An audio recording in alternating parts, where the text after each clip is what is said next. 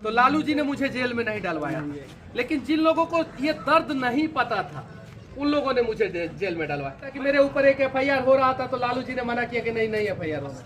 नारायण जी का गांव है सिताब दियारा, और एक और क्रांति की शुरुआत डिजिटल युग में 2024 इसी गांव से शुरू होगा। और उसको बिहार मूवमेंट कहा गया, उसको जेपी मूवमेंट कहा गया, उसको संपूर्ण क्रांति कहा गया। और वो जेपी मूवमेंट, बिहार मूवमेंट, संपूर्ण क्रांति ने पूरे देश में सत्ता के शीर्ष सिंहासन पे जो बैठा था, यानी प्रधानमंत्री इंदिरा गांधी जी, उनका सत्ता उखाड़ के फेंक दिया। तो अब जो है बिहार में भी जो करप्शन रूपी पहाड़ जो है, हर एक ब्लॉक में, हर एक कचहरी में, हर एक कोर्ट में जो है उसको जो है हम लोगों को उखाड़ के फेंक देना है हम लोगों को। और जयप्रकाश नारायण जी जब 75 साल की उम्र में इतना बड़ा काम कर सकते हैं तो हम लोग तो युवा हैं, हम लोग तो कर ही सकते हैं। और ये बिहारी हैं, जब पहाड़े तोड़ देते हैं तो ये भ्रष्टाचार नामक पहाड़ को तोड़ने में हम लोग कैसे पीछे रहेंगे। तो प्रयास किया जाए अब जो है हम लोग जो है बिहार को बदला जाए, और जो राजनीति कर रहे हैं उन्हें बताया जाए कि जयप्रकाश नारायण जी का आखिर सपना क्या था और किस प्रकार से राजनीति करने का वो सपना देख के जो है बहुत सारे नेताओं को देश के हर एक कोने में पैदा किए थे, हर एक कोने में पैदा किए थे। जो एमके स्टालिन जी जो तमिलनाडु के वर्तमान मुख्यमंत्री हैं, वो भी जयप्रकाश नारायण जी के साथ थे, और वो भी Misa, maintenance of internal security act के तहत जेल गए थे। वो भी जिन लोगों ने मेरे ऊपर एनएसए लगाया। और बिहार में जो तेजस्वी जी हैं, उनके पिताजी लालू प्रसाद यादव जी, वो भी इंदिरा गांधी के सरकार में जयप्रकाश नारायण जी के साथ थे और इंदिरा गांधी जी के सरकार को उखाड़ फेंके थे। उनका भी साथ इनके साथ था लालू जी।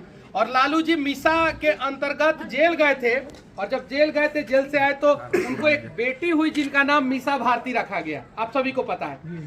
तो लालू जी को ये दर्द पता था कि अगर मीसा के अंदर किसी को जेल में डाला जाता है तो उसको बड़ा दर्द होता है। तो लालू जी ने मुझे जेल में नहीं डलवाया, लेकिन जिन लोगों को ये दर्द नहीं पता था उन लोगों ने मुझे जेल में डलवाया। मैंने जब जेल से निकला था तब भी मैंने कहा था कि मेरे ऊपर एक एफआईआर हो रहा था तो लालू जी ने मना किया कि नहीं एफआईआर होना चाहिए, क्योंकि वो जेल में गए थे और उन्हें यह दर्द का एहसास था। लेकिन हर राजा का बेटा जो है वो उतना अच्छा सोच वाला नहीं हो सकता है। इंद्र का बेटा जो था वो भी जो है निरंकुश था, सही है कि नहीं है। तो बहुत सारे लोग निरंकुश हो जाते हैं और वो बेवजह जो है बहुत सारे लोगों को जेल में डालते हैं बेवजह। और इस देश में सबसे ज्यादा अगर फर्जी एफआईआर कहीं होता है तो बिहार में।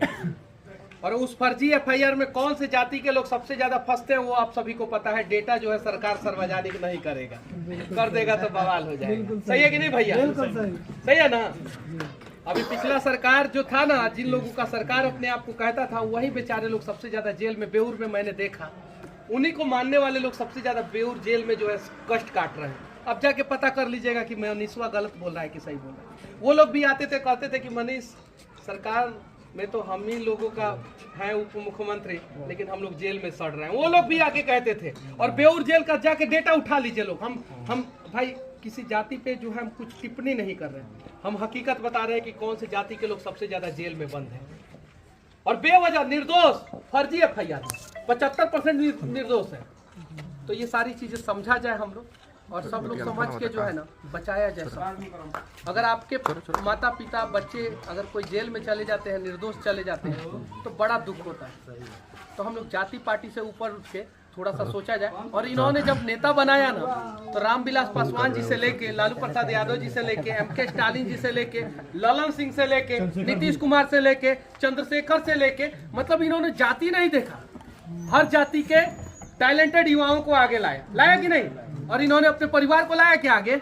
नहीं लाया क्या? नहीं। लेकिन हर जाति में जो टैलेंटेड थे, लालू जी टैलेंटेड थे उस समय, इन्होंने लाया हाथ पकड़ के। जयप्रकाश जी ने लालू जी को आगे लाया। नीतीश जी उस समय टैलेंटेड थे, लाया इन्होंने। मुलायम सिंह यादव जी को लाया इन्होंने, शरद पवार को लाया ना। बहुत सारे इस देश के कन्याकुमारी से लेके कश्मीर तक, मतलब कि वर्तमान में जो बड़े नेता है वो आधे से अधिक तो जयप्रकाश नारायण जी के चेले हैं, है कि नहीं है ना। और वो चेलों के जो बच्चे हुए ना, वो राजधर्म भूल गए। तो अब उम्मीद है कि जो है उन्हें राजधर्म का याद दिलाएंगे और नया बिहार, नया देश बनाएंगे। सही है कि नहीं है? और अगर मेरे से कुछ गलती हो गई हो तो मैं माफी चाहता हूँ। नहीं। और मैंने जूता नीचे खोल के यहाँ पे चढ़ाया, और कोई अगर समझे कि पॉलिटिकल स्टंट है तो भाई आपको जो समझना है समझिए, लेकिन बिहार के हक की बात करना अगर पॉलिटिकल स्टंट है तो ये स्टंट हमें मंजूर है। बिहार के हक की बात करना अगर आप लोगों को लगे कि राजनीति है तो ये राजनीति हमें मंजूर है। और बिहार के हक की बात करना अगर लगे कि अपने लिए बात कर रहा है तो ये अपने लिए बात करना मुझे मंजूर है। और उम्मीद है कि आप सभी जो है साथ देंगे। और अब राजा का बेटा राजा नहीं बनेगा, राजा का बेटा राजा नहीं बनेगा। ये बात हम लोगों को इन्होंने ही सिखाया था। एको को राजा का बेटा को राजा इन्होंने नहीं बनाया। सब गरीब टैलेंटेड लोगों को जो है आगे लेके आए और उनको जो है विधानसभा और लोकसभा में घुसा दिए और बहुत सारे लोगों को मुख्यमंत्री बना दिए। बनाए कि नहीं जयप्रकाश नारायण जी? लेकिन वही लोग मुख्यमंत्री बनने के बाद जो है खुद को राजा समझने लगे और अपने बच्चे को जो है राज तिलक की तैयारी करवाने लगे। तो अब आप लोगों में से कोई ना कोई राजा बनेगा, सही है कि नहीं है? और जब हम लोगों में से कोई राजा बनेगा तब जो है बिहार अच्छे से चलेगा।